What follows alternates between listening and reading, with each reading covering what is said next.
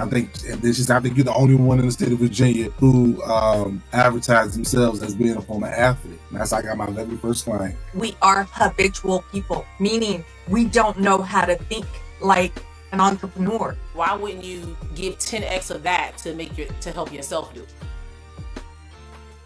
I want to first thank you again, community, because if it wasn't for you guys, I don't think I would have been at this part. So right now, I am slow walking this process because my goal is, before I start, I want to know everything that I need to know. I don't want to feel any sense of anxiety. Confident in every way. I want to only specialize in areas that I know I can tackle, population that I know I desire to support, because that's been my whole, population of target. What is that again? What target?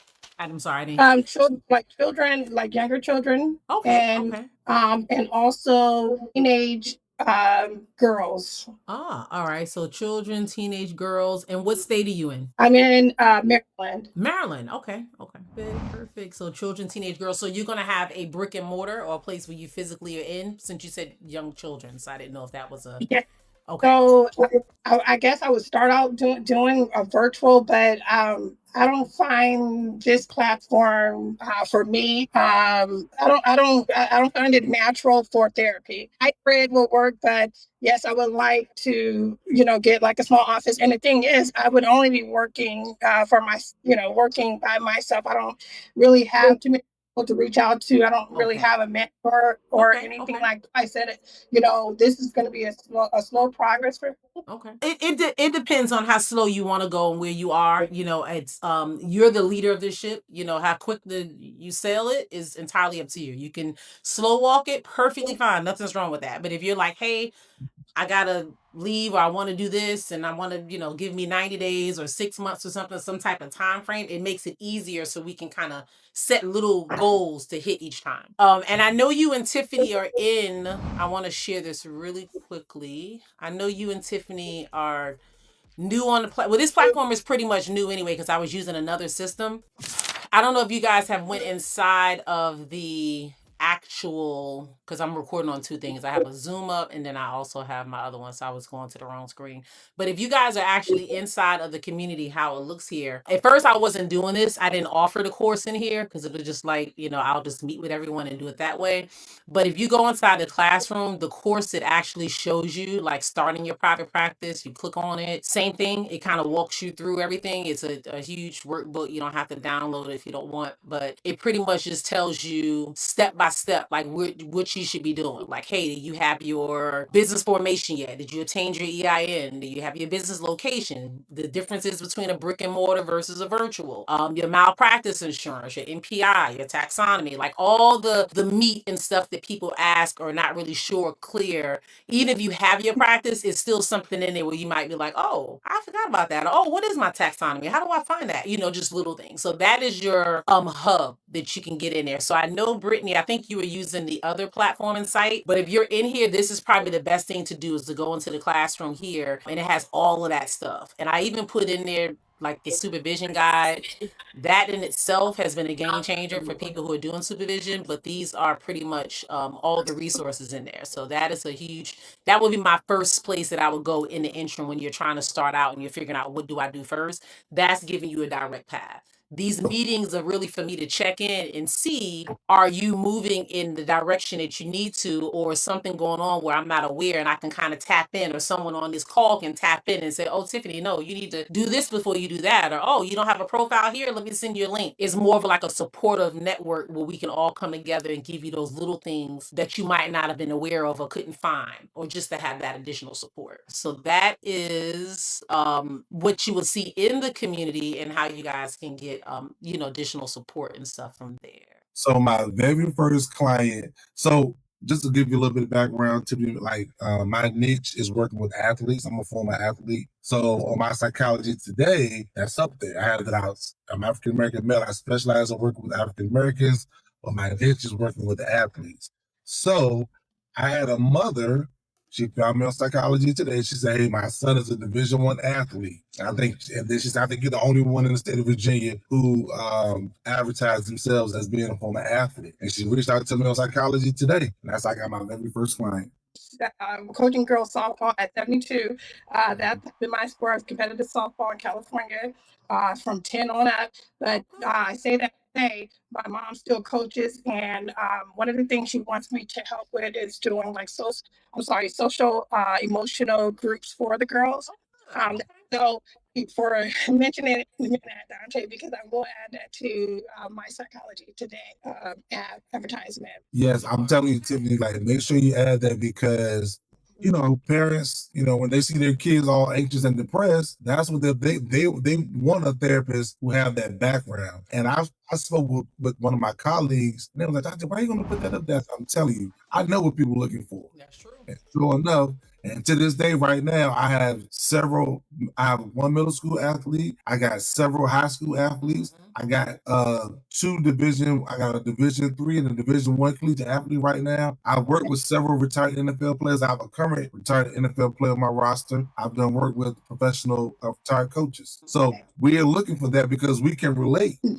And we, people, they're going to be able to, some of those athletes are going to be able to relate to you because you know what it looks like to spend your whole summer practicing versus hanging out with your friends. You know what it looks like when you're playing a collegiate sport where you can't go on spring break and you can't go to none of these parties because you stuck in practice and you conditioning all day. Yep. And they like that relatability. Something I will tell you, ladies, right now, what I quit my job in December, and I have been basically contract therapy is what I've been doing. But it's been since December, and right off the bat, I've been doing little jobs here, like business started picking up.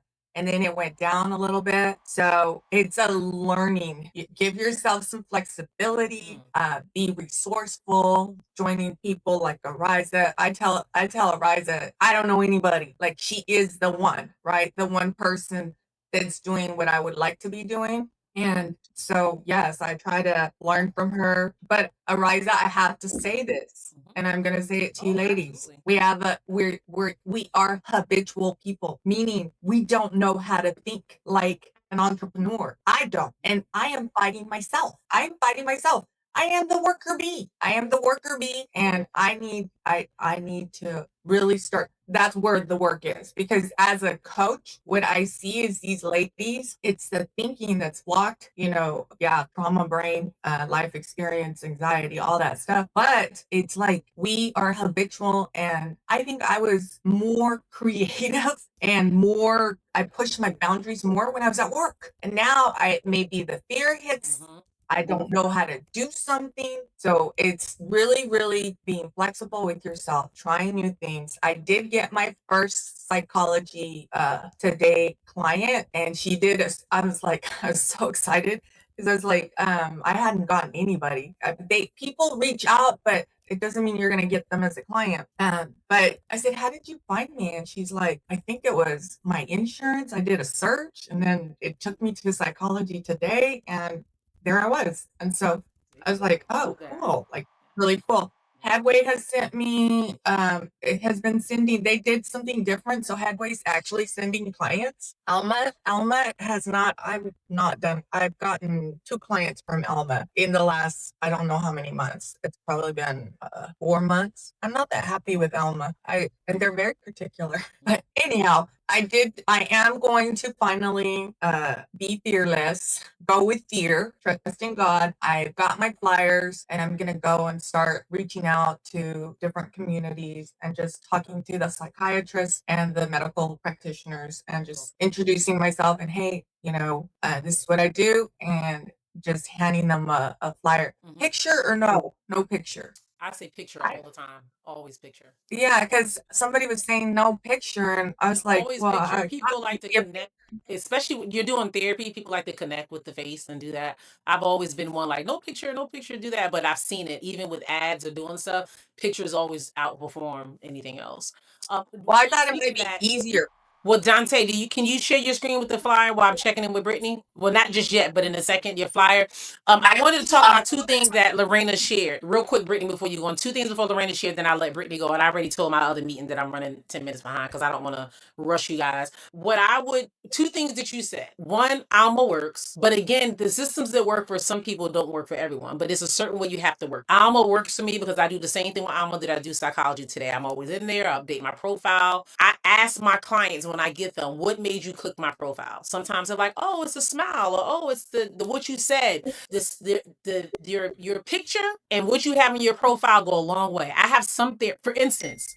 We'll switch it a little bit. In my for my test prep, let's talk about something totally different. You're coach on the test prep. Tajare, some of you guys might know, or some of you guys not. She's somebody else who did my program, and she's one of my coaches on the website. I was just talking to my husband about it and to her, and she was just like, wow, it's funny you say that, because I asked my clients what made them pick me. She's very transparent in her profile. She talks about that she wasn't the first, she didn't pass on the first shot, but what she did to get to where she is, her smile, her energy. But when I tell you, people sign up for one-to-ones with her like it's clockwork. Like she said, I can't take anymore, because she does private practice too. She started her own practice. She has Maryland, all these states, super busy, get tons of clients coming in.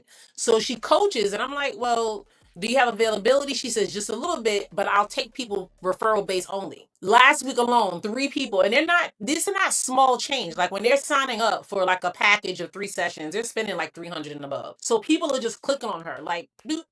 I'm like, she got 6 people in the last 2. Like, what's going on? So I talked to my other coaches, not Lorena, because I know I was going to see you today. But I told her, I was like, hey, look at the profile, look at her profile, look at the picture, look at because you can use AI and have your picture. You still want it to look like you, but do some things to enhance it. Be a little bit more personable in your message, a little bit more transparent. People love transparency, and I think that does it. Once when I left my job, I knew in my mind, I told myself, it's nothing but up from here. Like, you have no choice. You're gonna grind. If you can grind and give 50 hours and 15 years of your life to make that business a multimillionaire business and help them create some of the most amazing, like, I just thought about all the stuff I was able to help them do, and it was like, why wouldn't you give 10x of that to help yourself do it? That's just the mindset that I had to give, because I knew what I was capable of. But again, like you said, it's really hard when you don't come from a background of entrepreneurs, you don't have anyone directing you or guiding you, or all those different things can be obstacles. But it's really up to, like, okay, what do I do? Like, if Lorena gets to a point where she's like, I need to make some money, I need to do that, she's going to grind a little bit harder. She's going to get out there. She would have passed those flyers out last week by foot if she wanted. It's one of those things with an entrepreneurship. You get what you eat. You get what whatever you bring in is what you cook. If you don't have nothing to bring in, you don't have nothing to cook. If you get hungry enough, you're going to figure out a way to eat. You already have enough. You don't need to get another certification to start seeing anyone. You can take some CEUs in grief and counseling. You can take some CEUs in this and practice it. You're competent enough. You're not doing something crazy. You have enough professionals around you to tap in. It's enough books and resources. You have the foundation and everything you need once you got that license to do what you need to do. If you're not out there doing EMDR and you're not doing some, other techniques and stuff that require intensive training, anything else, you have enough competency to do it, or take CEUs in that. So, like, for me, supervision is my thing. Like, I love doing supervision. Most people love therapy. I started out doing supervision way before doing private practice. I had supervisees from that 2-year mark hit. I had that course down pat. I had my manuals ready. Like, I was ready to supervise because I had already came from a managerial background. So I knew I wanted to do that. And then I just kept honing in on my skills. So whenever I do CEUs, it was always on like supervising and blah, blah, blah, or dealing with the blah. It was always supervision related, so I can continue to enhance those skills. They require us to get CEUs. So why not spend the money, time, and energy on the CEUs in the niche that you want to perfect? And that's the beautiful part about being licensed. Once you're licensed, I like to say the sky's the limit. You can do anything and everything.